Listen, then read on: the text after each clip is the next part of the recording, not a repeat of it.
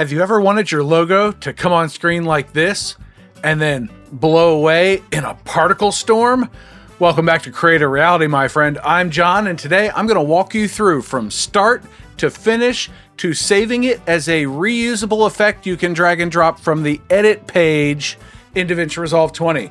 So let's dive into Davinci Resolve and I'll show you what we're working with. So we're in Davinci Resolve. We're in the edit page. In my media pool, I have a logo, so I'm going to drag that onto my timeline. I'll press Control D. It's 3 seconds long. That's fine.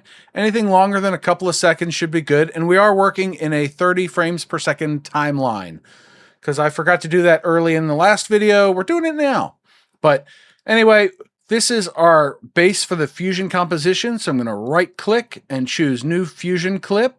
And then we can go into the Fusion page with that icon there where we have Media In 1 and Media Out 1. Media In 1 is selected. We press the 1 key. Our original logo shows up in the left viewer. If you don't see two viewers, click up here. It'll switch from single to double viewers. Could come in handy. It's a good tip to know, right? First thing we want to do is add a transform. So we'll press Shift Spacebar, type in transform. There we go. And we're going to leave it alone for now. We're going to come muck with it later, I promise. We need a second transform. So again, Shift Spacebar, transform is already selected. Click Add. This one we are going to mess with. At frame 0, we want to be at 0 size. So we'll bring this down. Click over here to create a keyframe. And then we're going to go to frame 10. And we're going to bump this all the way to 1.2. I double-clicked in the size and typed in 1.2. And then we're going to go to frame 12 and we're going to come back to 1. So now we have 3 keyframes and they're indicated by these little white tick marks here. You don't see one on frame 0, but it's there, trust me. And now as the clip starts to play, our logo bounces into place. Don't worry about the size now. We're going to change that later, okay? Now with Transform 2 selected, Shift Spacebar and type in drop. We want a drop shadow, so I'll click on it, click Add. And it adds this drop shadow. We're going to change our drop distance. I'm going to double click and type in 0.027. There, it's a little bit harder to see, but when it gets sized down, the logo gets sized down, that drop shadow is going to be a lot more noticeable. Now I'm going to move my Media Out 1 over to make room, click on Drop Shadow 1, and we're going to go into the particle system of Davinci Resolve's Fusion page. This will be hard on your computer. It is CPU intensive. There's no GPU acceleration here. It's all based on your processor. And in my case, even the 9800 X3D from AMD takes a hot minute. There will be lots of waiting around happening. But with Drop Shadow 1 selected, Shift Spacebar, P Image Emitter. So P image, there it is. Click Add. It's now selected and in line. First thing we want to do is come up to Y density, right click, choose expression, replace that 1.0 with X density, tab away. Nothing turned red, we're good. Now the X and Y are tied together. Double click X density to reset. Speaking of X density, we want to go to frame 14 and click on our keyframe icon to set it to 1. And then at frame 28, we want to double click on our X density again, type in 0, tab away. So now we have 2 tick marks for frame 14 and 28 for our X density. It'll make sense later. It's going to change how the logo appears. Under lifespan, we want to double click, type in 30, tab. This brings us to lifespan variance. We want 15. This is how long the particles are going to live or last for. Now, clicking on P Image Emitter 1, Shift Spacebar, we need a P Turbulence node. There's P Turb. Click Enter, and it's dropped in line here. We want to change our Y strength. We're going to do an expression. We're going to replace 0.1 with X strength. And I clicked Enter that time. Now they're tied together. See there? Ba-bum. Double click to reset. And we're going to go back to frame 14 again.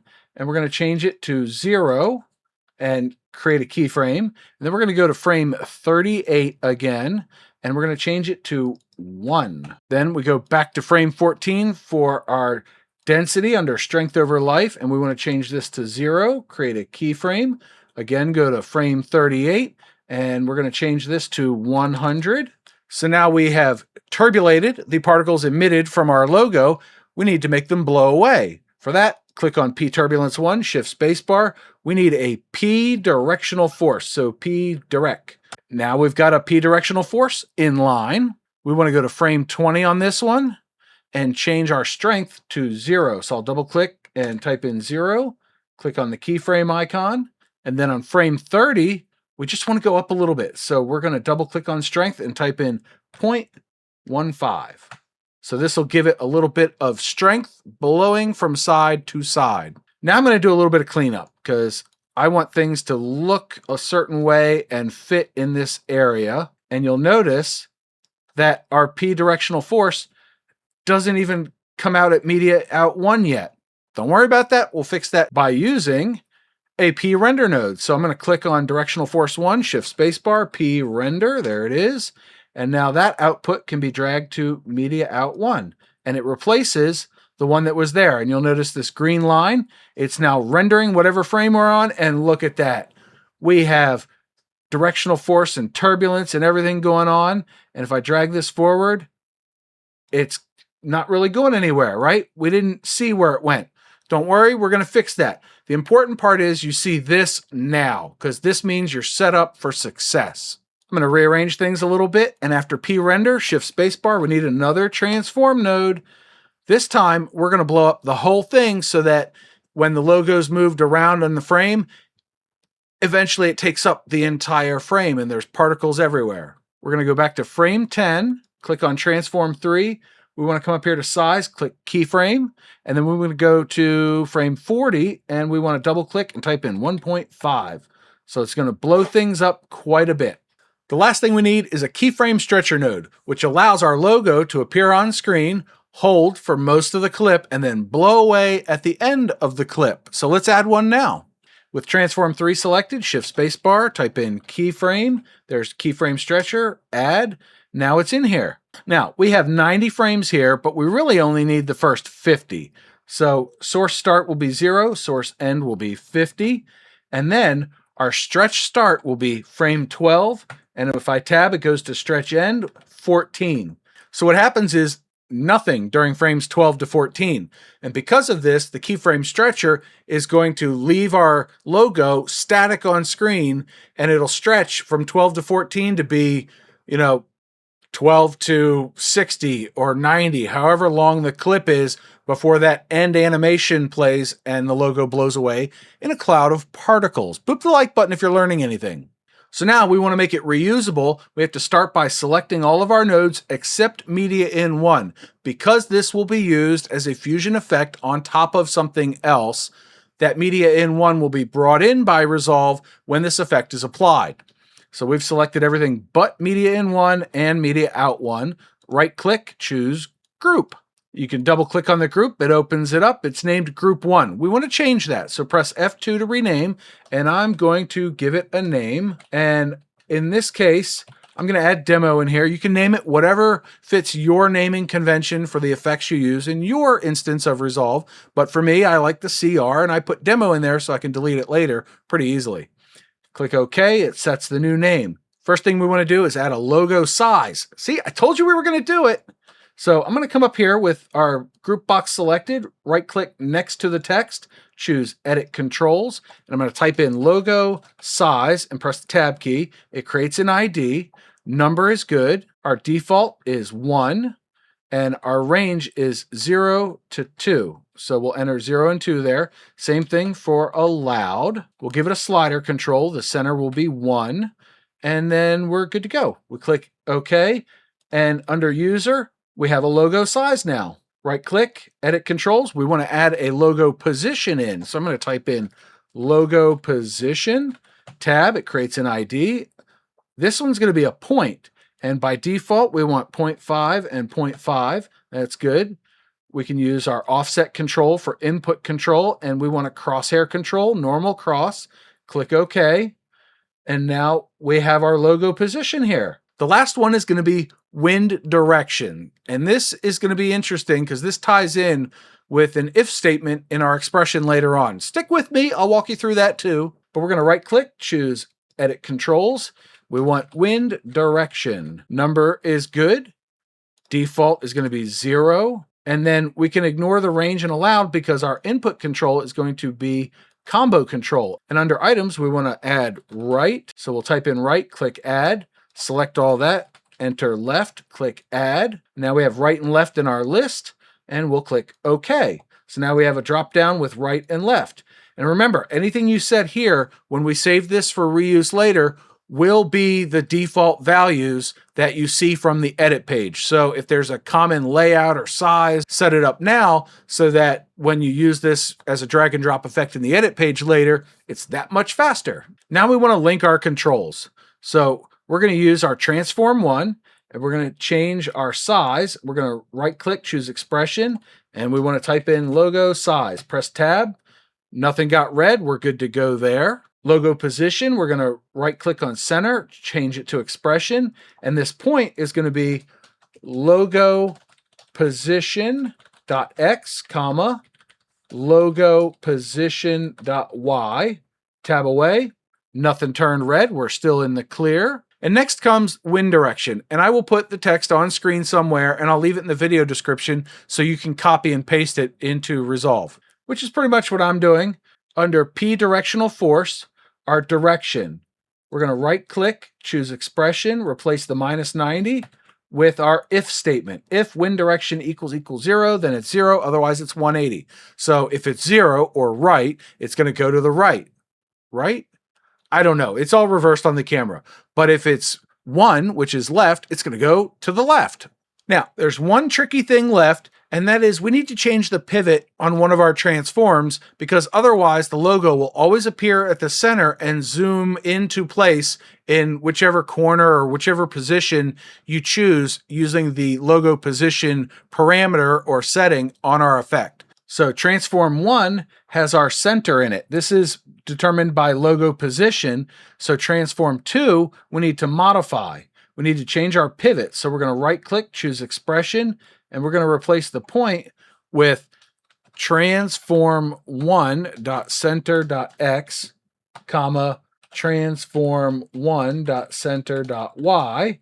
And when I tab away, everything's green. And now if I come through here, it's still in the center, but if I select my group box and I change the logo position over here and see how delayed it is, you can see that it's zooming straight into place. If I come back to transform 2, and I'm going to copy this for now, and I right click and remove expression, you'll be able to see that it's not in the same place. So it's coming from the center like so. So if I come back to pivot, expression, and I paste that value back in, now it's going to move because it's zooming in from the spot it's going to end up at. So we've made this look a little bit better. Something else we can do is go into the spline editor, make things a little bit smoother. So I'm going to click on spline up here, and by default, this show only selected tool will be unselected, but mine is selected. And we're going to start with transform 1, and we're going to click here and show all. Nothing's changing, right? Transform 2, nothing happens there because it's determined by our parameters or settings. Particle emitter, yeah, there we got some stuff. So I'm going to click show all, and then click in blank space, Control A, and the F key on my keyboard will smooth things out. P turbulence, let's select that one, show all, Control A, F to smooth it out. P directional force, same thing, we can smooth all of this out. And then our transform 3, we can select all, Control A, and then F key. And if you don't like how these look, you can change them. You can try the different modes down here. We've got a bunch of different selections, but I like it this way, so I'm setting it up this way. If you like something differently, or you want your animations to be faster or slower, go ahead and change those. You just need to change some of the other values. Go ahead and tinker. You have my express permission to tinker. What's the worst that happens? You have to press Control Z to undo? Not a big deal, right? Let me stop you there. Editing John here. I realized I made a goof. If you notice the grid on our logo, yeah, that's not supposed to be there. That's because during the tutorial, I forgot to put in the part about changing the Z strength on the P turbulence node. So this underscores the point that I'm always making, that you can always go back to your Fusion compositions, change some settings around, and resave them. You can save over the same exact file, and it will change that moving forward. So let's go in and change the Z strength now. We want to change the Z strength. I'll double click and type in a 0, tab away. And with that change made, now we can get rid of our spline editor and click on our group box again because it's time to save this so we can reuse it. So I'm going to right click, choose settings, save as, and it brings up this folder. By default, some of these folders may not exist on your computer. If they don't, go ahead and add them. I'll point them out as we go. So we are in my user, roaming, or app data, roaming, Blackmagic Design, Davinci Resolve support, Fusion settings. Go up one to Fusion, scroll down under templates, edit. If you don't have edit, create it now. In edit, you should have effects, generators, titles, and transitions. If you don't, add those now. Once you have all your folders, click on effects. We'll open that up, and I've got folders here for Creator Reality and Road Reality, my channels, but we're going to put this one in the base folder, and it's going to be called CR Logo Blowaway Demo. Simple. You can name it whatever you want. It's going to show up in the edit page like that. Click Save. Now it's time to test this bad boy out. So we're going to go back to the edit page. I'm going to drag in my logo, just like that. We're on my logo. Let's blow that up so it's easier to see. And then under effects, we should have an effect in here.